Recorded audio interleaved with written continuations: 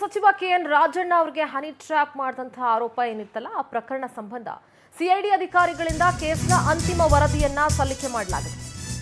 DG and ಐಜಿಪಿಗೆ ತನಿಖಾ ವರದಿಯನ್ನ CID ಅಧಿಕಾರಿಗಳು ಸಲ್ಲಿಸಿದ್ದಾರೆ. ರಾಜ್ಯ ರಾಜಕಾರಣದಲ್ಲಂತೂ ಸಾಕಷ್ಟು ದೊಡ್ಡ ಮಟ್ಟದಲ್ಲಿ ಸಂಚಲನ ಸೃಷ್ಟಿಸಿತ್ತು ರಾಜಣ್ಣ ಅವರಿಗೆ ಹನಿ ಟ್ರ್ಯಾಪ್ ಮಾಡಿದ್ದಾರೆ ಎನ್ನಲಾದಂತಹ ಆರೋಪದ ವಿಚಾರ. ಸಚಿವ ರಾಜಣ್ಣ ಅವರ ದೂರನ್ನು ಆಧರಿಸಿ ಸಿಐಡಿ ವಿಚಾರಣೆ ನಡೆಸಿತ್ತು. ಕೆಎನ್ ರಾಜಣ್ಣ ಆರೋಪಕ್ಕೆ ಸರಿಯಾದ ಸಾಕ್ಷ್ಯಾಧಾರಗಳು ಸಿಕ್ಕಿಲ್ಲ. ಡಿಜಿ ಅಂಡ್ ಐಜಿಪಿಗೆ ವರದಿಯನ್ನ ಸಲ್ಲಿಸಿ ಗೃಹ ಸಚಿವರಿಗೆ ವರದಿಯನ್ನ ಡಿಜಿ ಅಂಡ್ ಐಜಿಪಿ ಸಲ್ಲಿಸ್ತಾರೆ. ಅಂದ್ರೆ ಈಗ ಡಿಜಿ ಅಂಡ್ ಐಜಿಪಿಗೆ ಸಿಐಡಿ ಅಧಿಕಾರಿಗಳು ವರದಿ ಸಲ್ಲಿಸಿದ್ದಾರೆ. ಡಿಜಿ ಅಂಡ್ ಐಜಿಪಿ ಸಲೀಂ ಅವರು ಏನಿದ್ದಾರೆ, ಈಗ ಮೊನ್ನೆ ತಾನೇ ಅಧಿಕಾರ ತಗೊಂಡ್ರಲ್ಲ, ಸಲೀಂ ಅವರು ಗೃಹ ಸಚಿವರಿಗೆ ಅದನ್ನ ಸಲ್ಲಿಸಲಿದ್ದಾರೆ. ರಾಜಣ್ಣ ಅವರ ಆರೋಪ ಏನ್ ಮಾಡಿದ್ರು ಆ ಆರೋಪಕ್ಕೆ ಸಂಬಂಧಪಟ್ಟಂತೆ ಯಾವುದೇ ನಿಖರವಾದಂತಹ ಸಾಕ್ಷ್ಯಾಧಾರಗಳು ಸಿಕ್ಕಿಲ್ಲ. ನಮ್ಮ ಪ್ರತಿನಿಧಿ ವೆಂಕಟೇಶ್ ನೇರ ಸಂಪರ್ಕದಲ್ಲಿ ಜಾಯ್ನ್ ಆಗ್ತಾ ಇದ್ದಾರೆ. ವೆಂಕಟೇಶ್, ರಾಜಣ್ಣ ಅವರು ಏನು ಸೆಷನ್ ಅಲ್ಲಿ ನಿಂತ್ಕೊಂಡು ಆನ್ ದ ಫ್ಲೋರ್ ನಿಂತ್ಕೊಂಡು ಹನಿ ಟ್ರ್ಯಾಪ್ ಮಾಡಲಾಯಿತು ಅನ್ನುವಂಥ ಒಂದು ಗಂಭೀರ ಆರೋಪ ಮಾಡಿದ್ರು.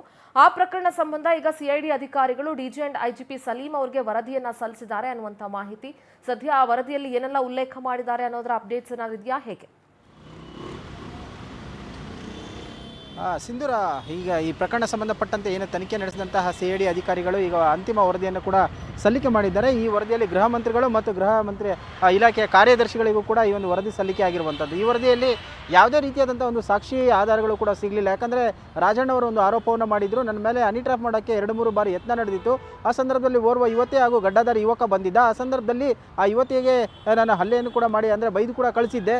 ಸೊ ಅವ್ರು ಬಂದು ಹೋಗಿದ್ರು ಅಂತ ಹೇಳಿ ಒಂದು ಸ್ಟೇಟ್ಮೆಂಟನ್ನು ಕೊಟ್ಟಿದ್ರು. ಆ ಸ್ಟೇಟ್ಮೆಂಟ್ನ ಆಧಾರದ ಮೇಲೆ ತನಿಖೆ ಮಾಡಿದಂಥ ಸಂದರ್ಭದಲ್ಲಿ ಅವರ PA, ಅವರ ಆಪ್ತರಿರಬಹುದು, ಮತ್ತು ಅಲ್ಲಿ ಕಚೇರಿಯಲ್ಲಿದ್ದಂಥ ಸಿಬ್ಬಂದಿಗಳು, CCTVಗಳು, ಮತ್ತು ಅವ್ರನ್ನ ಮೀಟ್ ಮಾಡೋಕ್ಕೆ ಬಂದು ಹೋದಂಥ ಸಂದರ್ಭದಲ್ಲಿ ಲೆಕ್ಚರ್ ಬುಕ್ನಲ್ಲಿ ಸಹಿ ಮಾಡುವಂತಹದನ್ನು ಎಲ್ಲವನ್ನು ಕೂಡ ಪರಿಶೀಲನೆ ಮಾಡಿದಂಥ ಸಂದರ್ಭದಲ್ಲಿ ಏನು ಸಚಿವರು ಕೊಟ್ಟಂತಹ ಒಂದು ಹೇಳಿಕೆ ಇತ್ತು, ಅದಕ್ಕೆ ಯಾವುದು ಕೂಡ ಮ್ಯಾಚ್ ಆಗಿಲ್ಲ.